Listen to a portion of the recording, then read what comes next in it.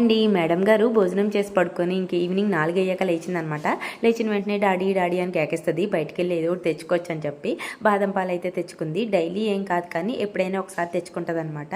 ఇంకా నేనైతే టీ పెట్టేశాను. ఈవినింగ్ టైం అయిపోయింది కదా, టీ మరిగేలోపు సామాన్లు తోమచ్చు కదా అని చెప్పి సామాన్లు అయితే తోముతున్నాను అనమాట. ఇంక టీ అయితే మరిగిపోయింది. మా ఆయనకి ఇచ్చేసి నేను కూడా తాగేసి లోపలైతే శుభ్రం చేసేసుకుంటున్నాను. పిల్లలు ఉంటే మామూలు గత్తర అవ్వదు కదా, ఉత్తప్పుడైతే అంత గత్తరుగా ఉండదు. కానీ పిల్లలు ఈవేళ సండే కదండి, ఇంట్లోనే ఉన్నారు కాబట్టి లక్కోడైతే బాగా చిరాకు చేస్తాడనమాట. ఇల్లు లోపలంతా క్లీన్ చేసేసుకుని బయట కూడా వాకిళ్ళన్నీ తుడిచేసుకుని డిన్నర్కి వచ్చేసి పూరీ చేస్తున్నాను అనమాట. అందరికీ కాదు మా వాడికే అనమాట. మా వాడైతే అడిగాడు కదండి ఈవేళ ఉదయం పూరీ చేయమని. ఇంకా పిల్లలు అడిగితే మనసు ఒప్పదు కదా, మళ్ళీ ఉదయం లంచ్ బాక్స్ హడావుడిలో చేయడం కుదరదో అని చెప్పి డిన్నర్కి అయితే చేశానమాట. ఇది వచ్చేసి నేను చపాతీ పిండికి ఆడించుకుంటాను కదా పిండి, దాంతోనే చేశానండి. బాగా వచ్చాయి. ఎలా వస్తాయో అనుకున్నాను. పిల్లలు అయితే ఎంజాయ్ చేస్తూ తిన్నారు. మీరైతే ప్లీజ్ వీడియోని లైక్ చేయండి. బాయ్.